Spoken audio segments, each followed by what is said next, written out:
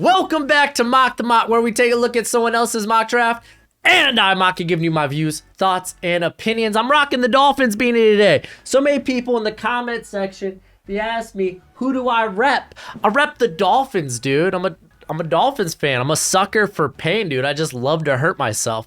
So that's why I'm a Dolphins fan. But today we're taking a look at Pro Football Network's mock draft. They got a new one out, and it's actually by the whole staff there. So guys like Ian and Oliver, cool guys. Check them out on Twitter. I'll leave their Twitter handles in the description, as well as a link to this mock draft if you want to read it yourself. I'm going to be reacting to it as I go. I only know the first pick because I want to make sure it looked nice and big for you guys. But let's be honest. We know the first pick is like one of two options. But what's crack-a-lackin'? It's your boy Broshmo, just in case you did not know. So let's talk about me for a minute. I'm done talking about other people. I'm going to talk about me. But go ahead, become a bro and subscribe. Leave that thumbs up if you enjoy the content. If you love draft content, this is the right place to be. And let me know what you think of the comment section below. Let's get into this sucker. Aiden Hutchinson, he went number 1. I already knew that. And Kayvon Thibodeau goes number 2. Dang. Dude, my scrolling finger's too strong. I'm built different. But let's be honest for a sec. These are kind of the consensus. Number 1, 1A, 1B. Flip a coin. Whoever maybe you think fits your system better, go with. I mean, I really... I got nothing really more to say about the first pick in the draft, you know? Quarterback class, it's kind of sus. And, Aiden Hutchinson had a banger year. He's going to test out like a freak. Kayvon Thibodeau is kind of the same way. So, yeah, let's keep it rolling. It gets interesting at 3. Andrew Booth going to the Texans at 3. This is the top corner off the board. Andrew Booth becomes the number 1 corner of this class. The Houston Texans are free to draft the best player available or the top player on their board, as their draft needs are immense. Yes, it is. Yes, it is. That's why I don't think they go quarterback, because their draft needs are wild. In Booth, they get a player with incredibly high ceiling, which is true. We saw how high that ceiling could be over the course of the last 3 or 4 games. He really just did start realizing his full potential. I kind of agree with that. He's got ball skills. We've seen that. 3 interceptions, 2 pass breakups in the last couple of games. He can fit a variety of different coverage schemes, as we've seen there at Clemson. Great athlete. He's going to test out well. I think he might challenge Derek Stingley in terms of how good of an athlete. So while I'm not there on the Booth train just yet, because let's see him test out. And there was up and down play at the beginning of the year. But I'm not against this. I'm not opposed to this. I like new ideas. I like new thoughts. I like thinking differently. So, yeah, there we go. Let's keep it going. Is this the Giants? Jets. So Jets get back-to-back picks. Let's go over both. They go with their trenches with their first one with George Karlaftis. Kind of makes sense. It's a Joe Douglas type of move. He likes the trenches, and then Kyle Hamilton being probably the best player on the board. Evan Neal at this point, it's kind of take whatever. But both these picks make sense to me. Karlaftis is interesting here at 4. I'm going to be interested to see where he measures out at, because it doesn't seem like he's got great length. And we know that he's not flexible. He's not bendy, he's not a guy that really bends the edge. He wins with power and explosiveness. So yeah, this is interesting to me, Karlaftis, but because it's like whenever I talk about this in the comment section, it seems to be we always kind of go towards the offensive line, not really think of the defensive line unless guys like Hutchinson or Thibodeau fall, which I don't think they will. I don't think that's likely, but it's the draft. Never say never. So yeah, interesting. I like this. Karlaftis become the number 3 for a lot of people.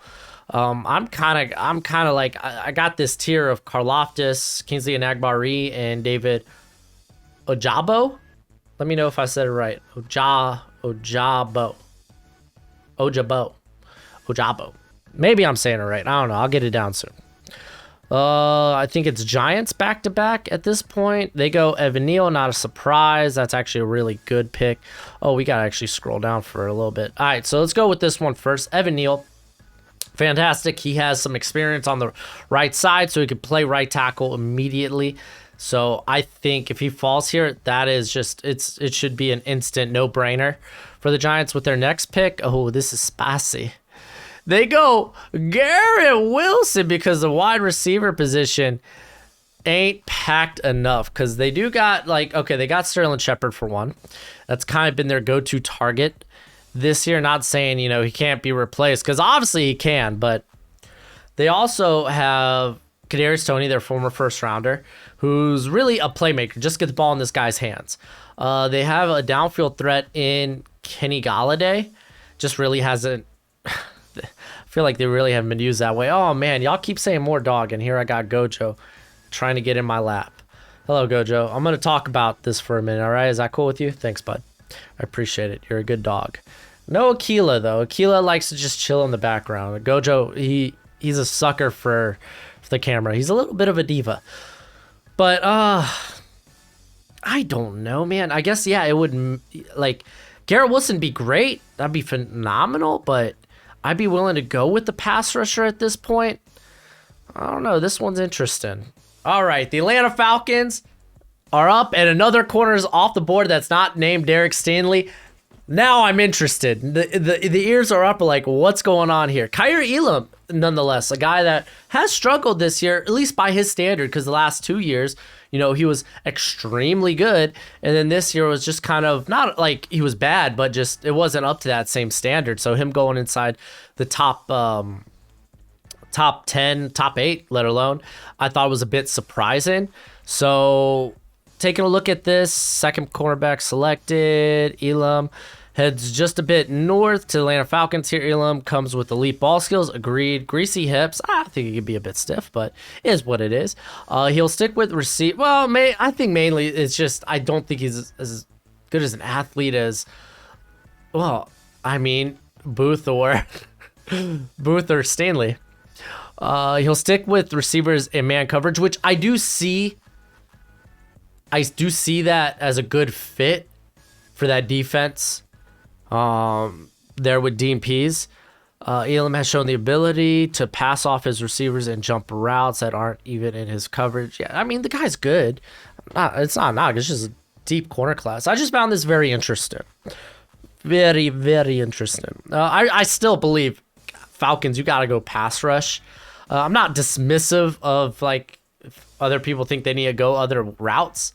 It's just, for me, it's like their pass rush is so bad that it's like, how can you not address it? Obviously, there's still a free agency, so we keep getting spicy. Carolina Panthers are going Derek Stingley. I'm gonna have to read this one. The Carolina Panthers finally make Stingley an NFL cornerback. He comes with question marks, mainly the ankle. One question mark is certainly not his ability when he's on his game. Okay, more. I hate this. People point out, oh, he didn't play Devontae Smith very well. He played him a lot better in 2020 than he did the previous season, his freshman year, by the way. And then they'll be like, he didn't play that well this year. Well, it was only the UCLA game, and it was like a handful of snaps. He got caught when he was playing in the slot and off coverage against Kyle Phillips of UCLA. That guy's like such a speedy slot guy. Why are you having Stingley, whose strengths are get in this guy's grill and then keep up with him, that rather than just having him play off? Like, I don't know. I thought it was bad to begin with. People will critique his tackling on that play. Like, oh, see, this is why Stingley's not a good tackler, which he's actually been a pretty solid tackler through his freshman and sophomore campaigns. They'll also point out the Greg Dulcich, like, oh, he missed the tackle there at the end zone, where it's like the momentum was taking him and taking Dulcich in the end zone regardless. So I don't know. I'm more concerned about the ankles. I think that's an issue. If you got issues with this play, I kind of disagree with that. But yeah, Panthers taking. Let's talk about that, because they got Horn. Gilmore, do they bring back? That's kind of left up to opinion. But they also have Henderson there that they traded for. Granted, they got him cheap. Oh, Dante Jackson's there. Like, this just is like, this ain't it. This ain't the play for me, even though it is Derek Stingley. I just don't think this is the play. I feel like if Stingley falls here and everything checks out well with the ankle, we're trading down. Someone's going to want to jump up to get Stingley. Minnesota Vikings go DeMarvin Leal. I love Leal, man. It just hasn't been his year this year. Mainly because they've been playing him all throughout the defensive line, which he might be playing more interior regardless. But I still kind of evaluate him as an edge prospect. Because, I mean, that's just the most tape we have of him. Like, I think he has, like, maybe 500 some snaps on the interior. But a bulk of them came this year. I think he's played well. Like, just it's not up to that top 10 standard. That's why you kind of see him fall in these drafts. But Vikings, I mean, with all the corners coming off the board, do you want to jump into the corner class? Like, I think Sauce is could be worth the top 10. Interesting. First quarterback's off the board if you didn't notice. Saints go Matt Corral. He's a number one quarterback for probably a lot of people. Some have Pickett. Corral has the bigger ceiling, in my opinion. For me, Willis is still up there just because, again, the ceiling's so immense. I don't think he necessarily has to be a must-start year one type of guy with the Saints, so I don't mind this. Jamison Williams, again, the receiver position's always going to be sexy because they don't have weapons. They are walking in with empty holsters. They're up in New Orleans. Who dat? No dat. There's nobody there at receiver. Well, Michael Thomas, but I mean, it's hurt this year. Still need more than just him. This is the Eagles' first pick. Daxton Hill. They have him listed as safety. I like that. I love this guy's range. Safety class is going to be interesting after Hamilton's off the board because there's a lot of guys that could be that number 2 safety. And for a safety to go this early, though, it's kind of surprising just because it's kind of a devalued position. By the NFL, we see safeties fall all the time. Last year, we didn't get one off the board till the second round.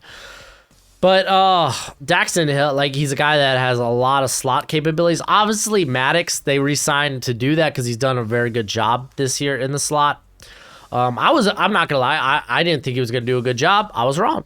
I was thoroughly impressed with Maddox this year. But for this being the Eagles' first pick, I'm not necessarily all on board. But I do like the pick. I think you could probably get him a little later. I think Eagles have the next pick too. They go Nakobe Dean, the linebacker. It's easily the worst position on the Eagles roster is linebacker. Eagles fans seem to think, oh, this is not a Howie pick. It's like, obviously Howie picks haven't been doing too well too recently. In my opinion, I mean, obviously there's some picks that have worked out, but they need to start hitting. Rager didn't hit. Derek Barnett obviously didn't hit. So, like, maybe it's time to do things differently. I think Dean being the top linebacker in this class does come off the board. Charles Cross, if you didn't see, dude, these ads are killing me, by the way.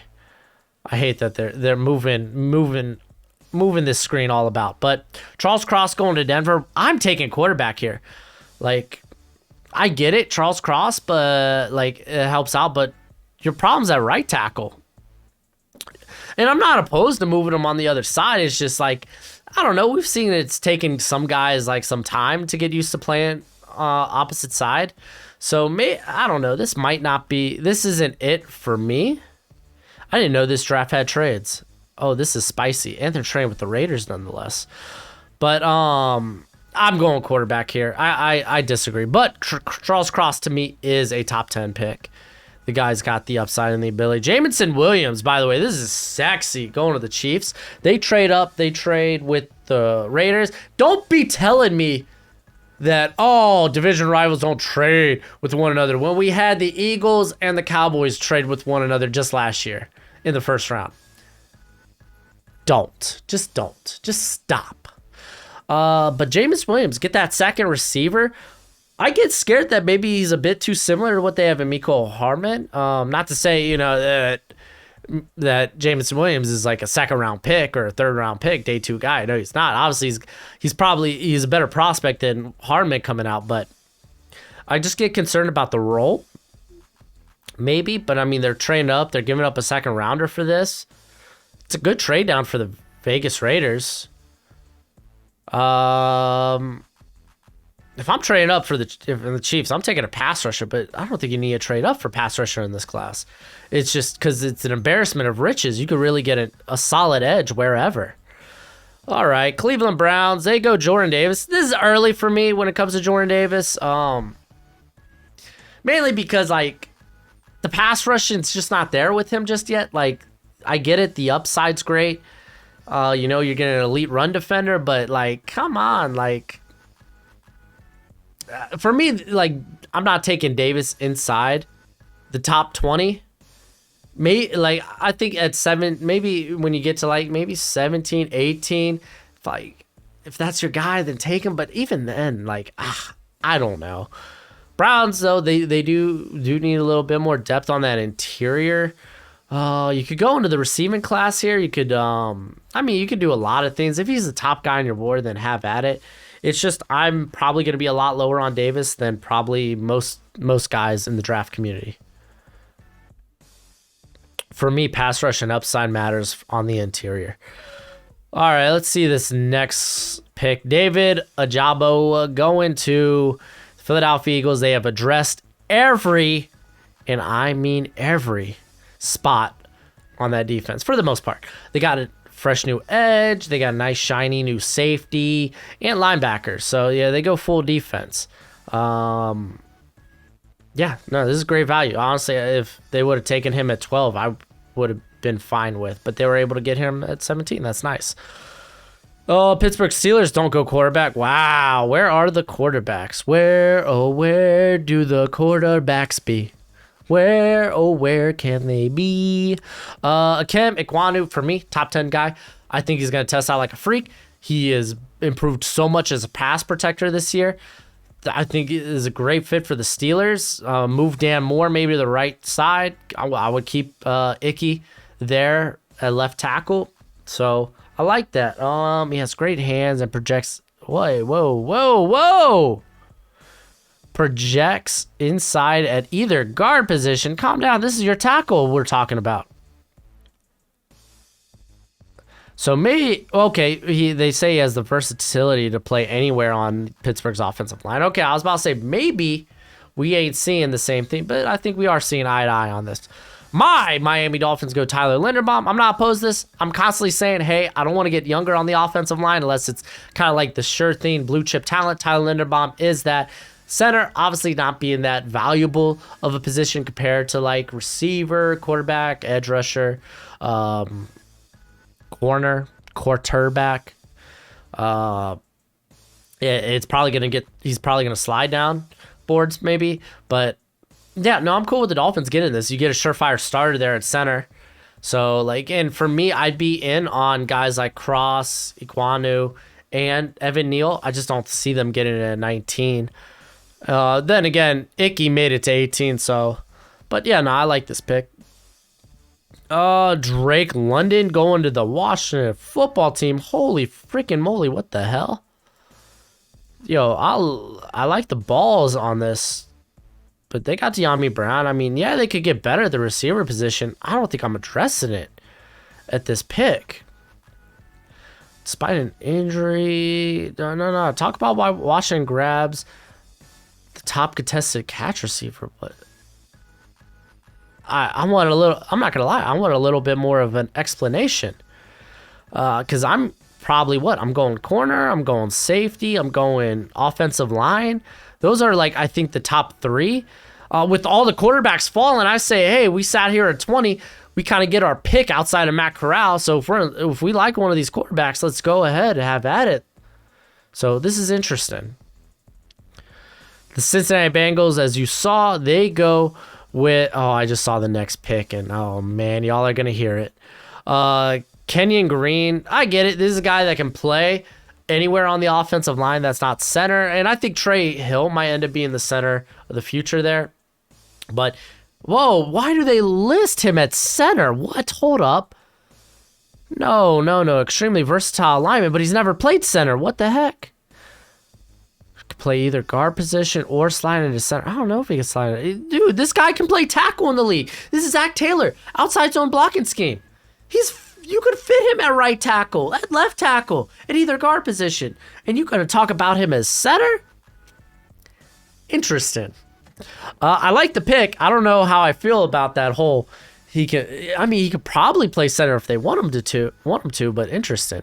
All right, let's talk about the Chargers taking Kenneth Walker. If you ain't new to the channel, you know my kind of stance on running backs. You gotta be extraordinary, like system changing at the running back position to really warrant a first round, let alone maybe a late first round pick. Like, I'm a big Bijan fan. He's probably gonna be a first rounder to me, late first round. Like, for me, it's not saying that running backs don't matter. It's like so much more matters when it comes to the running back position, when it comes to like down and distance, offensive line scheme. You could get guys that really help your system, that fit your system, and that can be very productive day 2, day 3 even. Look at like Elijah Mitchell, like out there outperforming, because I think he was a late day 3 compared to Trey Sermon, who was early day 3. He's out there performing. He's out there. He's a starter. Oh, man. Even a Derrick Henry fell to the second round. And he's like the exception to the running back rule, you know? But you don't chase exceptions, you know? Because you don't know who that guy will be, you know? Kenneth Walker here for the Chargers. To me, I don't like it. Treylon Burks is here. Let's get someone that might need to replace Mike Williams. There's still good corners on the board. Grabbing a corner, I think, could be ideal. Oh, edge? Like, oh, man, this ain't it, man. This ain't it. I like Kenneth Walker. He's my top running back. I'm telling you, I'll think about him once the second round hits, but 22, nah. Perion Winfrey actually going to the Bills is interesting. I think this is a little bit more of the same when it comes to the Bills on the interior. Like, because he's a similar role to Ed Oliver. Winfrey is a guy that has struggled in run defense, which Bills fans don't want to hear that. They don't want to hear that. Their run defense has been abysmal this year. But Winfrey is so good as a pass rusher. Tremendous pass rusher. I'm not saying he can't be a good run stuffer. It's just, are you taking that in the first round? I'm not. This is interesting. This is interesting. I'll just say that. Detroit Lions, they go Chris Olave. I think I like Treylon Burks a bit better as a fit. But Olave's great. No, he definitely deserves to go in this like later first round.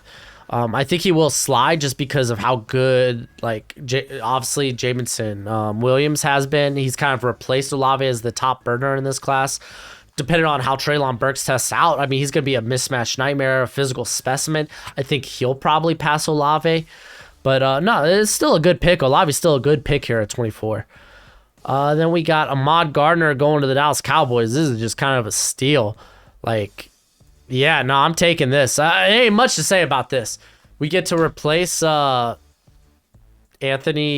Brown. Yeah, I'm all for this. This is the Raiders pick. Treylon Burks going to the Raiders. I like this. I've made this pick for the Raiders, I think, a couple of mock drafts ago. I think it's just interesting. It's a different type of vertical threat. A guy you could also just dump passes to off slants and screens. Just a physical specimen that you don't even need to be like I think Derek Carr is like fine. He's like a top 10, top 12 quarterback. He's a guy, if you surround him with the right pieces, can take your team to the Super Bowl. So, I mean, Treylon Burks, I think, is a guy you could just throw passes at, and he will create. Baltimore Ravens, they go Trevor Penning. He is literally like a Baltimore Raven type of tackle. For me, I'll move him up probably after the Senior Bowl. He has a really good out-in. I'm kind of there with it because I really think after Cross, Kenyon Green, Icky, Evan Neal. It's kind of up for grabs. Who is the next tackle off the board? Pennant's kind of in that run-in. Obviously, you got the Central Michigan tackle. You have Nicholas Petit-Frere. There's a couple of guys there battling out for that next tackle. But Pennant probably fits the scheme most. You would be switching him probably to right tackle. Well, obviously to right tackle spot. As far as I know, he hasn't played because he was playing next to Spencer Brown, who was the right tackle there at Northern Iowa. So that'd be interesting. But no, he's a big scheme fit. Tampa Bay, they go Sam Howell. This is the next quarterback off the board, by the way. No Willis, no Ritter, no Pickett. So they were like, to hell with Kyle Trask. Holy moly. I don't mind this. I like this because this is actually a Bruce Arians type of quarterback. Like Sam Howell. He's more pro-ready than you probably think. I think he's very pro-ready. Probably him and Pickett are the most pro-ready quarterbacks in this class. Great arm strength. And, like, dude can sling it downfield. Perfect for Bruce Arians. And then he can sit behind Brady for the next 10 years. This is great. This is perfect. I'm not against this. This is very interesting. I just mocked Tennessee Titans trading up for a quarterback, so I am definitely not opposed to this. Oh my God, the Titans go Pickett. Oh, jeez Louise. Oh my gosh. Holy freaking moly. I still like the idea of Malik Willis. Can you imagine what a crazy Russian upside that team will have with Malik Willis and Derrick Henry there in the back? But Kenny Pickett, man, yeah, I guess you're just saying to hell with Ryan Tannehill. Maybe you keep Tannehill for another year, but then you move him out. But holy crap, dude. Interested. I like it. Oh, man. We got Jermaine Johnson going to the Packers. Again, this edge class, everyone's going to have it ranked so differently. Like, I'm a lot higher on Kingsley and Enagbare than a lot of people.